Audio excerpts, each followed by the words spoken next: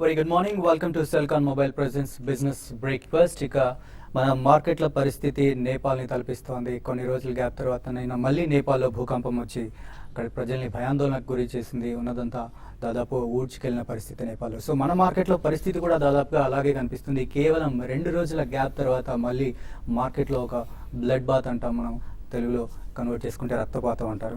So Sensex 630 పాయింట్లు, Nifty దాదాపుగా 200 పాయింట్లు, 198.3 పాయింట్లు నష్టపోయింది. నిన్న కొంత కరెక్షన్ వస్తుంది అని అనలిస్టులు ఎక్స్పెక్ట్ చేసినా కూడా ఈ రేంజ్లో కరెక్ట్ అవుతుందని అనలిస్టులు కూడా ఎక్స్పెక్ట్ చేయలేకపోయారు. So beyond the expectations market నిన్న భారీగా పడింది. అండ్ సెక్టోరియల్ వైజ్గా చూసుకున్నట్లయితే కూడా అన్ని సెక్టర్స్ భారీగానే నష్టపోయాయని చెప్పుకోవచ్చు. 2% కన్నా తక్కువగా ఏ సెక్టర్ కూడా నష్టాల్లో లేదు నిన్న.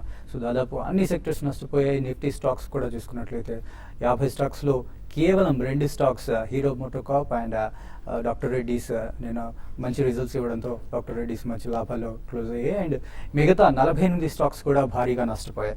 సో పరిస్థితి అలా ఉంటే ఇటు కమాడిటీస్లో మాత్రం కాస్త బెటర్ పర్ఫార్మెన్స్ కనిపించింది. Gold, silver and natural gas, crude oil ఇవన్నీ కూడా కాస్త పాజిటివ్గా కనిపించాయి. అండ్ నిన్న మార్కెట్ అయిపోయిన తర్వాత వచ్చిన ఏవైతే మనకి పారిశ్రామిక వృద్ధి రేటు కానీ లేకపోతే ఏప్రిల్ నెల ఇన్ఫ్లేషన్ నెంబర్స్ కానీ కాస్త పాజిటివ్గా రావడం కాస్త ఊరటనిచ్చే అంశాలు. ఇవాళ మార్కెట్ పరిస్థితి చూసుకున్నట్లయితే పాజిటివ్గా ఓపెన్ అయ్యేట్టుగా కనిపిస్తుంది.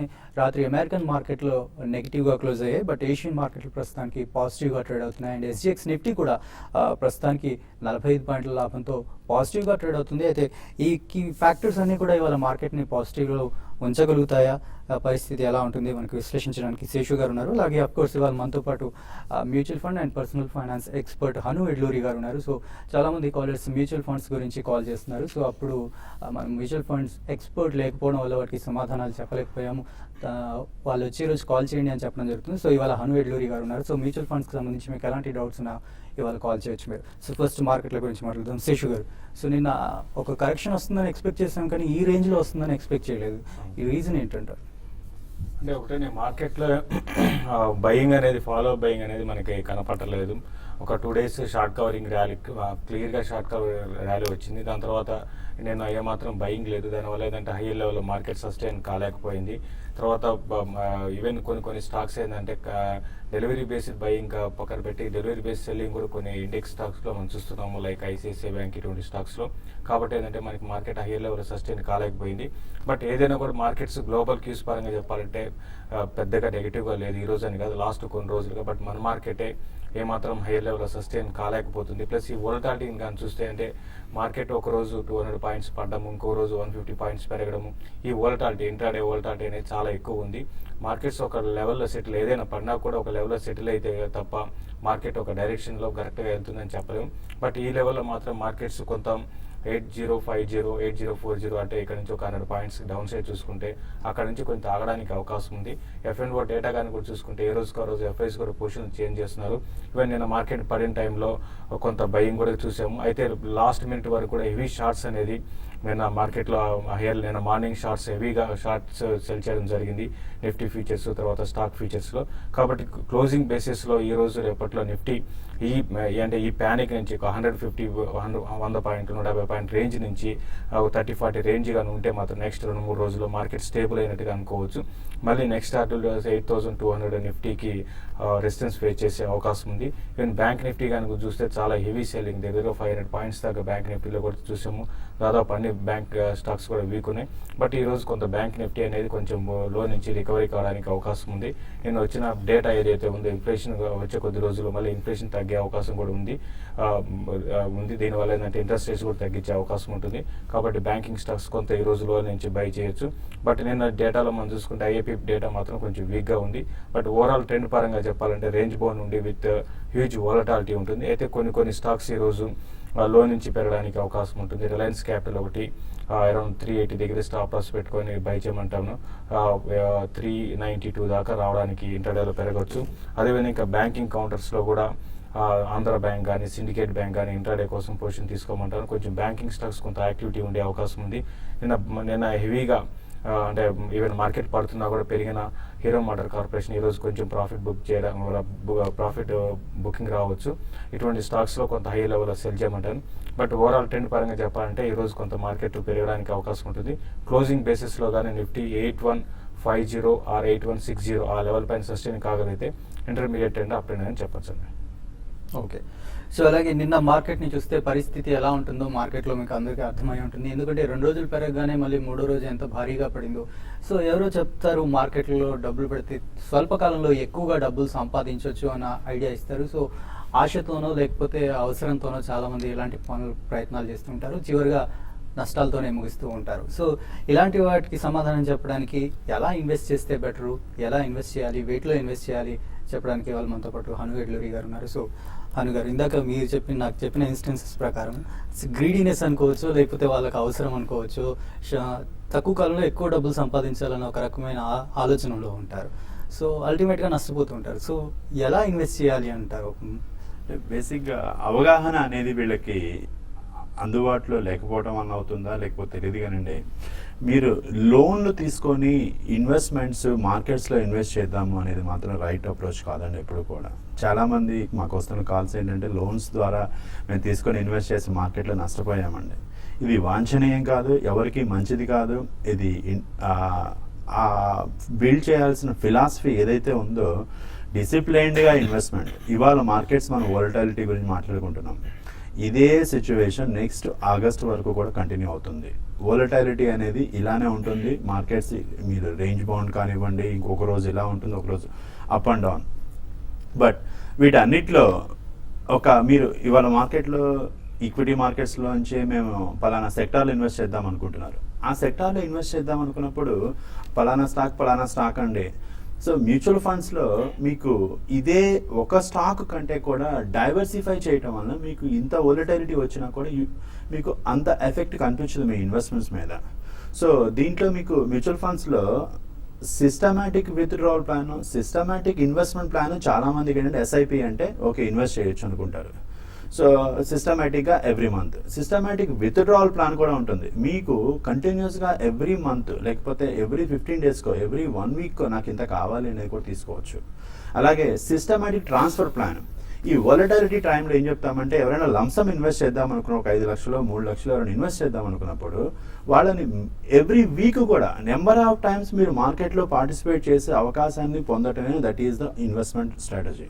సో ఈ వోలటైల్ టైంలో మీ లంసాన్ని సేఫ్గా ప్రొటెక్ట్ చేసుకుంటూ ఎవ్రీ వీక్ కూడా డైలీ కూడా మీరు పార్టిసిపేట్ చేసుకోవచ్చు. డైలీ 2000, 3000, 5000 ఇలా మీరు ట్రాన్స్ఫర్ చేసుకుంటూ పోయినట్టయితే వోలటైల్ టైంలో మార్కెట్ ఇవాళ లాస్ట్ మే మార్కెట్ సినారియోలో ఉన్నాయి.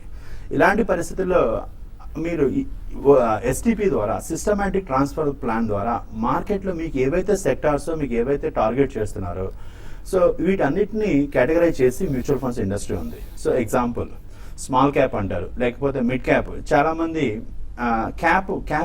క్యాపిటల్ అంటే ఏంటి? Number of shares into share value the market capitalization. So across 44 AMCs ఉన్నాయి వాళ్ళ ఇండియాలో. 44 ఏఎంసీస్లో 2500 మ్యూచువల్ ఫండ్స్ ఉన్నాయి.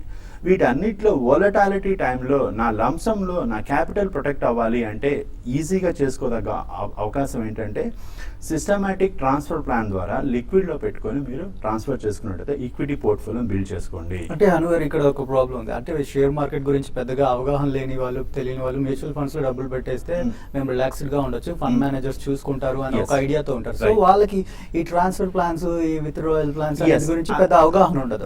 అయితే వాటి గురించి మేము చెప్పే ముందు మనం షార్ట్ బ్రేక్ తీసుకొని వద్దాం. బ్రేక్ తర్వాత మార్కెట్ గురించి కాల్స్ తీసుకుందాం. అలాగే మీరు పర్సనల్ ఫైనాన్స్ కి సంబంధించి, మ్యూచువల్ ఫండ్స్ కి సంబంధించి డౌట్స్ ఉంటే కూడా కాల్ చేయండి.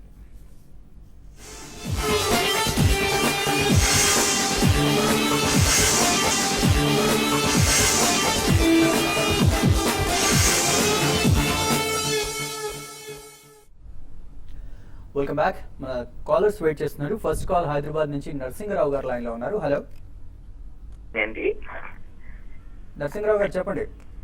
గుడ్ మార్నింగ్ అండి. నాకు 3 డౌట్స్. ఒకటి వచ్చేసి సుగని రేట్స్ ఎంటర్ కావచ్చా?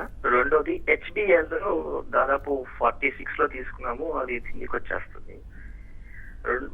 ఇంకొకటి వచ్చేసి సింటెక్స్ అండి, అది 136 లో తీసుకున్నాము, but it's come down around 106, 108 లోపు వస్తుంది. అది Okay. మూడు గురించి చెప్తారని కాల్ చేస్తాను. ఓకే. అంటే సువెన్ మీరు ఫ్రెష్గా ఈ లెవెల్లో బై చేయాలని అడిగారండి. ఫస్ట్ క్వశ్చన్ ఒకటి, సువెన్ విషయానికి వస్తే ఇది స్టాకు మనకు చూసాము 40 to 50 రూపీస్ నుంచి 338 దాకా రావడం చూసామండి. కంటిన్యూగా పెరుగుతూనే వచ్చింది. బట్ నా పర్సనల్గా ఏంటంటే సువెన్ ఫార్మా అనేది కొంత ఎక్స్పెన్సివ్ కనపడుతుంది.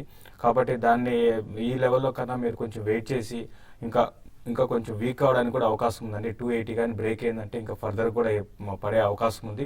అప్పుడు మీరు కరెక్షన్స్లో మీరు బై చేయండి. ప్లస్ ఇంకోటి అంటే మీరు బై చేయాలనుకున్నా కూడా ఇన్వెస్ట్ చేయాలనుకున్నా కూడా ఒకేసారి కాకుండా కొంత ఇన్వెస్ట్ చేయమంటాను. బట్ పర్సనల్గా అయితే సువెన్ చాలా ఎక్స్పెన్సివ్ కనపడుతుంది.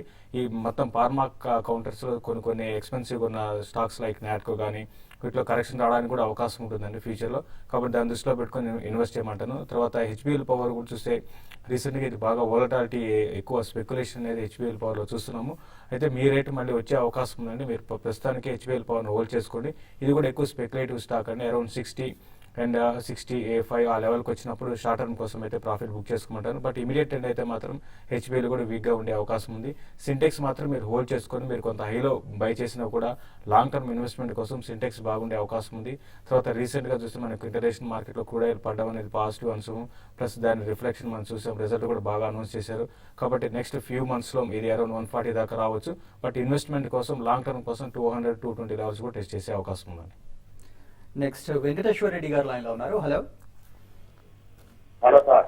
రెడ్డి గారు చెప్పండి. యాక్చువల్గా ఏంటంటే అండి, నేను last year ICICI life insurance production లో మన మనీ మార్కెట్ ఫండ్ ఉంది కదా, మనీ మార్కెట్ లో ఇన్వెస్ట్ చేశాను. అయితే ఫండ్ మేనేజర్ ఏం చేశారంటే 60/40 షేర్ చేశారనమాట. 60 వచ్చేసరికేనో ఈక్విటీ, 40 వచ్చేసరికేనో మన ఇది డెప్ట్ లో ఇన్వెస్ట్ చేశారు. సో నేను ఇప్పుడు చాలా వెయిట్ ఫర్ లాంగ్ టైమ్ అన్నమాట. చూస్తే మార్కెట్ చాలా డౌన్ ఉన్నాయి. లేదండి, మీరు కంటిన్యూ చేయండి. Already ICICI money market 60-40 ratio ఏదైతే ఉందో ఆటోమేటిక్గా మీకు ఎవ్రీ క్వార్టర్లీ పోర్ట్ఫోలియో రీబ్యాలెన్స్ అయినప్పుడు ఫండ్ అకార్డింగ్లీ మీకు మాడిఫై అవుతుంది. అలాగే అసెట్ అలొకేషన్ కూడా 60 నుంచి 50% వరకు కూడా తీసుకెళ్తారు. అలాగే 40% డెట్లో నుంచి ఆప్షన్స్లోనో లేకపోతే ఆటోమేటిక్గా పోర్ట్ఫోలియో బ్యాలెన్స్ పొజిషన్లో ఐసిఐసిఐ ఫండ్ ఏఎంసీ అందరికంటే ముందుగా మార్కెట్లో ఆపర్చునిటీ చూసి 2013లో క్లోజ్ ఎండెడ్ సిరీస్ని లాంచ్ చేయడం జరిగింది. సో ఇవాళ కూడా still the leadership is continuing. మీరు కాన్ఫిడెంట్గా మీరు ఇన్వెస్ట్ చేసి ఉండండి. దాంట్లో మీకు ఎలాంటి ఇబ్బంది లేదు. మీకు రిటర్న్స్ అనేది మీకు ఈ రోజు కూడా 30-32% వరకు ఉంటుంది. ఇవాళ ఇదే ఫండ్ చూసినట్లయితే లాస్ట్ 1.5 yearలో కంటిన్యూ అవుతుంది. నెక్స్ట్ ఒంగోలు నుంచి వెంకటరెడ్డి గారు లైన్లో ఉన్నారు. హలో. అందుకని నేను ఇన్వెస్ట్ చేసినప్పుడు కానీ తగ్గింది. ఒకటి అర్థం కాలేదండి, మళ్ళీ ఒకసారి రిపీట్ చేయండి. అదే నేను హలో చెప్పండి. నేను లాస్ట్ ఇయర్ అదే సెప్టెంబర్ లో ఇన్వెస్ట్ చేశాను. Fund value still it is low. A fund లో చేశారండి? అదే ICICI life insurance mutual fund. Life insurance money market fund ఉంది కదా, మనీ మార్కెట్ ఫండ్ లో చేశాను అనమాట. ఒకటండి, మీరు లైఫ్ ఇన్సూరెన్స్ లో మీరు ఇన్వెస్ట్ చేశారా లేకపోతే మ్యూచువల్ ఫండ్ లో ఇన్వెస్ట్ చేశారా? ఈక్విటీలో 60, మన డెప్ట్ లో 40.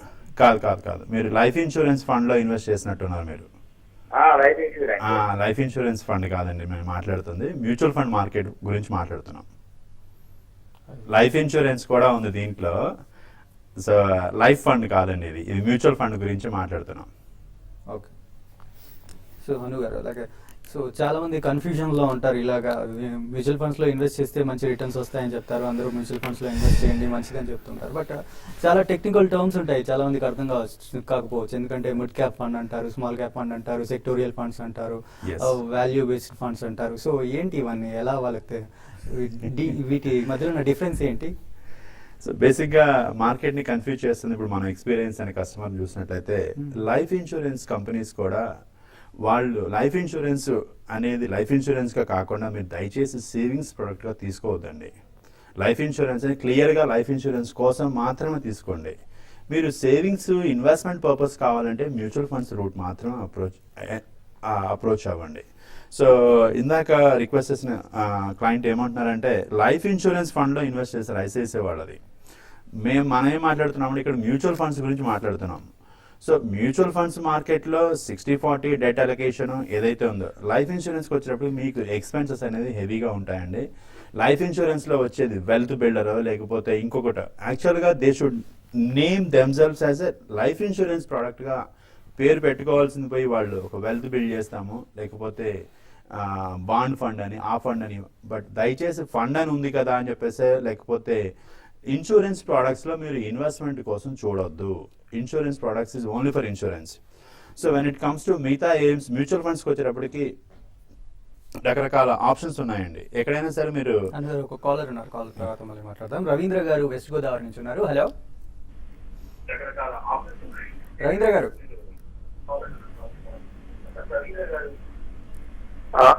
హలో, చెప్పండి.